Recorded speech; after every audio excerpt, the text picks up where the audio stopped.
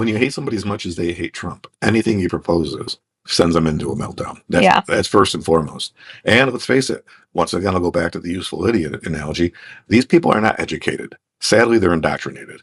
And Yeah. when you're indoctrinated, it becomes hardcore. You can't let go of it. When you're educated, you can say, I was wrong about that. Yeah. I didn't know that. That's good to know. When you're indoctrinated, subjective truth is pumped into you that it is just hardcore and you cannot let go of it. You do not want to be wrong. And anyone who's going to change that policy, you're going to have a hatred for it and you're going to react the way they do. Indoctrination is completely different than education. And indoctrination will breed radical people. It's easier to be indoctrinated than it is to be educated. Indoctrinated, you don't have to think. You're just told what to believe is a truth. And it's usually something popular. It's usually something to be on the side of the oppressed because that makes you feel virtuous. And then you can virtue signal and you start to believe you're a good person. And what the sad part is, you're not virtuous. And the only thing you're signaling is that you're indoctrinated. But it becomes so much part of you. And it's intellectual laziness. It takes a lot to read a few books and to really study the issue. And you know what? To look at the conservative news, liberal news, independent news sites, and try to see what little kernel of truth that they all seem to agree on. You start with that. And then you start building the rest of the story. But these people are intellectually lazy and now they're ignorant. And the next step is useful idiots. That's what they are. And then I'm not being mean. Ignorant isn't being stupid. Ignorant is just unaware of the facts.